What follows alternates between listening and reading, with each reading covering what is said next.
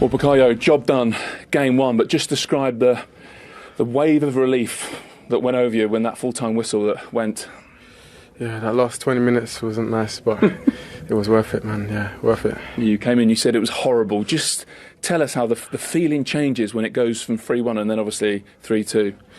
Yeah, obviously we know it's a big derby and they don't want to just lose 3-0 at home. So once they got one, the crowd was up, they was up, and the momentum shifted their way. But, I'm proud of all the boys. We fought to the end and, yeah, we got the 3 points. So what's key? What's really important? When it gets like that, you've been comfortable, it gets tight, what do you need to do? Well, we just need to be calm, Obviously, everything's quite frantic, and I know it's... Is it like the Swan? the Swan? On the surface, calm, underneath, you're panicking furiously.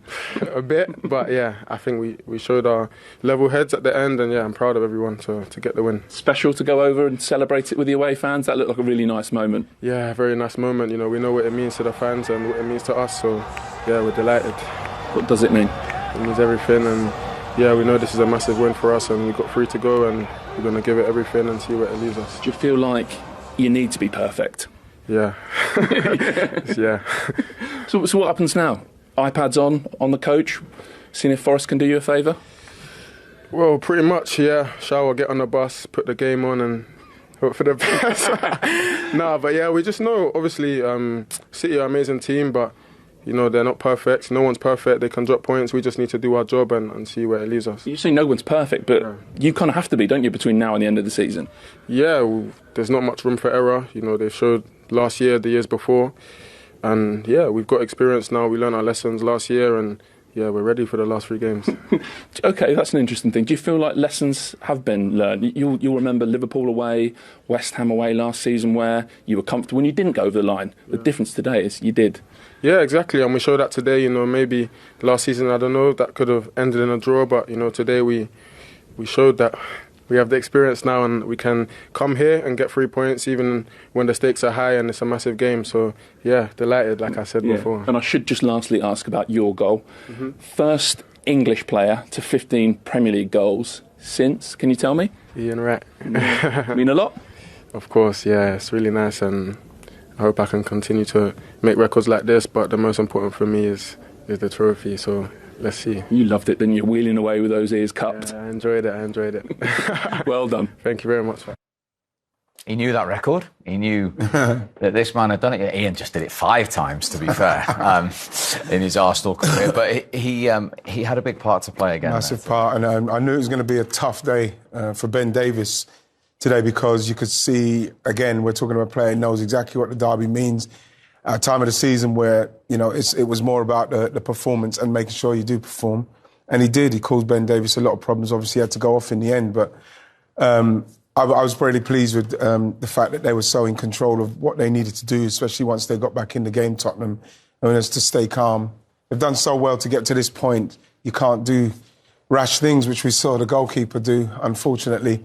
And even the penalty, what was given away, was quite a rash decision to make from Declan simply because of where the ball is. There's going to be a player in and around it. You've got to be a lot more careful about that. But, like he said, the main thing was getting the 3 points, and that's the main thing. We cleared up the penalty shout at the start of Saka's goal from Tottenham's point of view that they thought on field, but you were happy nothing doing here? I was, yeah. I don't think there was. There was a clip there, but I think it was more Kulusevski leaving his leg there. No, I was happy with that decision. I thought they got that one right. And from then on, Tottenham were in trouble. Yeah, Bukayo makes him listen. His run there, he's going to run offside if he runs in a straight line. But what he does, he pulls himself to the right-hand side, so he still has the momentum going forward. If he stops, you see the clip there, but you can see, I'm not sure, that's certainly not intentional. Trossard's leg does catch him, but that's not a penalty for me. But I just love the movement of Bukayo Saka. Yeah. When he runs forward, like I say, if he stops and he starts again, he pulls himself to the right. Yeah. So he's still moving forward, the momentum's still forward, and he knows exactly what he wants to do. So does Ben Davies, but it's easier said than done. Stop him coming in on the inside. That's what Ernst Foster-Cogley would have been shouting on the side. Don't let him come on his left side. But once he shifts it, it's a great finish. What is great about that is when you're watching a lot of the strikers now is the blatant nature in which they just go forward. They're not looking on the line. The margins are so tight. They know with the offsides it can be like fractions. And he's right, because he had to continue his momentum going forward. But what you've got to do is, once you can see the forward in front of you there, Steve, you tried to go forward, but you've got to run forward, but you've got to do a move so you stay level with this guy, you know? And that's what he done, and he done it very subtly, so you could see it. He's running, and he does that, and then he starts doing that. And those are the little things that I'd like to see forwards doing more. They're not doing enough for me to stay onside when they are offside, when the margins are so small. Interesting. I think the hardest thing he has done there is the first touch. Yeah, beautiful. Normally, and every single player would try to control the ball with their right foot, but he put his lefty, so he find a way to control that ball, put it on the ground. That's the most difficult, because you can see the ball coming, the ball is about to bounce, and he controlled that ball so well, then everything becomes easier. He opened his body, go as if he's going on the right, block his run, come back his left, and finish. And that's what I'm saying. Bukayo today, he's one of the best winger in this league, maybe in Europe. So you cannot give him that space. You knew how good he is, what he can bring into his team, which is Arsenal. You cannot leave him alone. When you allow him to have a lot of space, he would definitely punish you, and that's what he has done today. And they punish every team from set piece. 2 corners again today. Yeah. Tottenham knew it was coming. They couldn't deal with it. They couldn't deal with it. The balls in, Steve, I've got to give them, were amazing. But when you look at them at the back there, no one protecting Vicario, because I think when you look where this header is, if he's got some protection, he might be able to go out. Not with that one there, but he might be able to get himself in a position where he can maybe get close to the front post. But with this one, when you see where they're coming from, where the header ends up from Kai Havertz, I think the goalkeeper's got to move from there and go and punch it. Yeah. He's a yard out. He cannot get involved in that. Now the second after Pulsar, it's too late.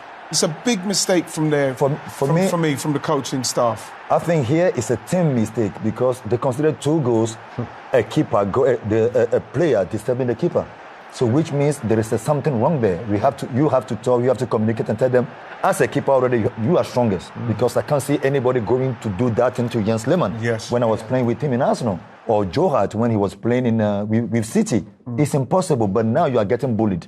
First one, you consider 1 goal, but it can't happen second time. You turn around, you see the opponent striker behind you. Call somebody. If you can't do the job, call somebody to come and do the job for you. So for me, you can't concede 2 goals like that. It's not normal.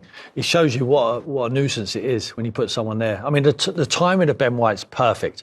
I mean, the ball's on its way and then he just steps in front both times. Yeah, he impedes him, but the goalkeeper's not strong enough. But you see when he comes up on Raya, Vicario, he's not trying to head it. What he's trying to do is stop the goalkeeper coming. So he knows how important it is himself as a goalkeeper. So he goes and stands right in front of him to try and keep the ball. Look, this is the last few minutes of the game. He knows, if I can pin the goalkeeper in here, then it's just who can jump, who can attack it the best.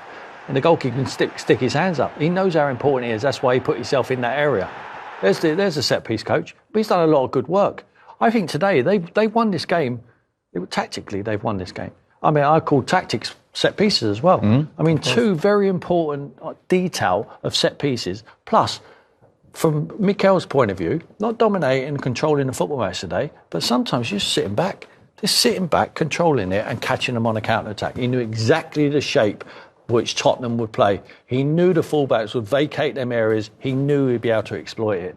And they suffered out of possession today. They normally dominate. 38% they had. Exactly. Second lowest all season. When did you ever see that? Second lowest all season. He knows. He's gone into this game knowing that's going to be the case, because he knows exactly how Tottenham want to play.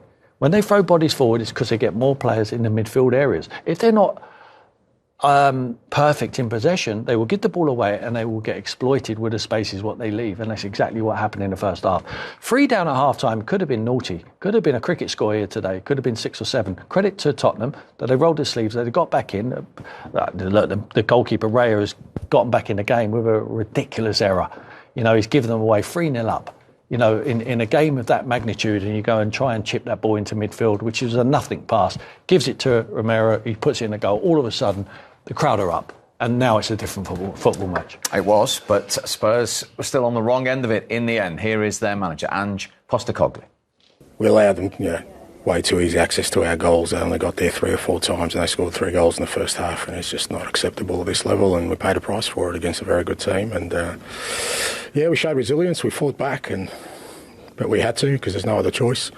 we couldn't come out here in the second half and not give our supporters at least a little bit of hope. So, we did that, but still very disappointing. So you said not acceptable. What could you have done better to deny them the access to your goal that you gave them? Well, just to be, I think, we're still not as resilient as we can be, particularly, in those kind of moments, whether it's a transition moment or a set piece. Like I said, we're allowing far too easy access to our goal. Like I said, I think they had maybe 4 attempts in the first half, scored 3 goals. You can't do that. And like I said, they're a good side, and they're going to punish you if you don't show that, steel, particularly protecting your own goal. And we didn't today. So Arsenal have won the North London derby. As you can see, they are 4 points clear of Manchester City. How were your nerves at the end there? I was praying. So many space bodies in our box. It was a really emotional game. Very tough place to come. Obviously, incredible atmosphere, stadium, and a great team to play against. 3-0 up, you are in control of the game. You come in the second half, and we're dominating the game and creating chances. And then, an individual error happens that clicks something. It puts a wrong message in your brain. But I think we started to deal with the situation better. Another one, and then it's game on. And they have the players, and they have the courage as well to put a lot of, and commit a lot of players forward. And now we have to dig in, suffer, and react. And I'm very pleased the way the team has done it. What were your thoughts on the error, as you called it? It's part of football. It's the sequence of play. I don't like it. I don't like the principles that we apply in that moment and the orientation of the ball. And after that, it can happen. You misjudge the situation. You try to make the pass, then you don't, and you are in doubt zone. And they score. They take advantage of that. And the penalties is another principle inside the box that you cannot do. It's part of football. What I love is David does that. He picks my hands up. That is quite heavy. And then he was sensational for the last 20-25 minutes of the game. And this is what I love about our plays. You spoke before the game about Arsene Wenger giving you advice saying that you need to find a way to win matches at the end of the season. Is that what we saw right at the end? Yeah, maybe he could have given me the advice as well of try not to make it hard for yourself. But at the end, you can't just pretend to come here and don't suffer and have a comfortable afternoon and play a space of the park, because it doesn't happen, and you just have to see the games that have played against the top teams, because they are a really good side. On that note, was it the plan in the first half to sit as deep as you did, or did Spurs sort of force you back in? No, they force you. We had an issue with the high press. We give so many balls away, simple balls. Our ball circulation wasn't good enough. The result has an impact. You are 2-0 up, and the result is having an impact as well. To feel more comfortable doing that, we looked at real threat as well on the counters. They commit so many players, so they force you as well with their structure as well to have 1 or 2 more players in certain areas that provokes you to be a little bit deeper. But we're okay that we didn't really concede much there, but I think the second half, in certain moments, especially with the ball, was better. Again. What's better for the psychology of title race? Winning 3-0 comfortably or coming through that?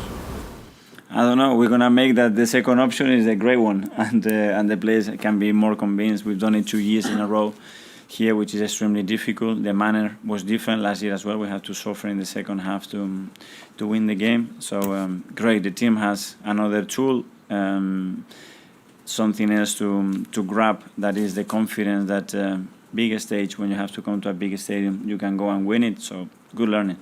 Nick. Hi. We've talked a lot about Kai Havertz recently, but today we saw a 40-yard pass for an assist. We saw a striker's header for a goal. Are we seeing him unlock more and more parts of his game? It was quite a complete centre-forward performance. He was sensational in every department today. He wasn't as his 100%. He was ill before the match. He was a bit struggling, and still he put the performance that he's put in. I thought he was unbelievable today. Amy, has it? Miguel, after the relentlessness of April and games every 3 days, what is it about your team that enabled them to come back from that difficult period where it looked like maybe everything's going wrong? Win. What can you tell us about them and their approach and how they behave with each other and what they want to do? Well, first of all, how much you want it, how much they want it. Don't feel sorry for yourself. It's part of the journey. It's part of when you are at the highest competitive level. You're gonna have disappointment. The margins are so small; they're not gonna go always for you. And then how you react to that. And and face the challenge, face the opportunity, and be brave. And I think this team has a lot of courage and determination to make it happen. You have so much faith in the guys on the pitch, it seems. I do have, yeah. The last few minutes I was doubting a little bit, to be fair, but I think we were all there. But yeah, they gave me no reason. I said to you before, they're gonna be ready for Sunday. They played, as you said, a lot of minutes, a lot of games, emotionally very demanding month. But yesterday I had to stop in training because they wanted more. So that's a good sign. Okay, last couple now. James. In the game. Do you sort of think that, whatever happens now, that this team's shown that they can handle this stage of the season better than last year? I think so. When you win, it's always the case. Last year we didn't because we went to West Ham and with that result we missed a penalty. And against Liverpool you concede in the 91st and then you are not capable. So at the end that judgment is going to be based on the result, not like the outcome. If you concede a goal in the last minute and it's 3-3, then we're not ready. So the margins are so small. So don't get carried away with yourself. Just understand that we have to be better. We want to be better. There are margins for improvement. And go again against Bournemouth. That is going to be really tough. Finally, Sam, Telegraph. Mikel, do you see it in the players' eyes that they're going to fight until the very last second, no matter what? Yeah, 100%. But I've seen that the whole season. And they give me the reason to believe that every single day, and obviously we are right on it. And motivation and what is ahead is beautiful. So obviously we're all expecting that they're going to have a real go. Thoughts on Arsenal and Tottenham? If not for that 1 week blip where they lost to Aston Villa and bow out of the Champions League, Arsenal have been by far the most impressive team this season. They have the best defensive record. They blow teams away by huge margin of goals, which leave them with the top goal difference, worth a point at least. Even after that week of disappointment, they are now pretty much faultless. It is not their choice, however. They have to be because reigning champions Manchester City have games in hand, which if they win all the remaining games, there is nothing Arsenal can do about it. They will be crowned champions for the 4th consecutive time. But the way Arsenal played this season, it will be a shame if they did not win the Premier League. Tottenham Hotspurs club, on the other hand, have had a very good start to the season led by their new coach Ange Postecoglou. Since then, they have fallen off due to injuries and other reasons in the middle of the season. Still, they are in prime place to fight for the Champions League spot with Aston Villa. Villa currently have more points, but Spurs have an advantage if they win all their games in hand. They are also on a course in the remaining matches of the season to play the top 3 Arsenal, Man City and Liverpool, which puts them in a position to be kingmakers or title deniers. They also have a history of good records previously against the top 3 teams.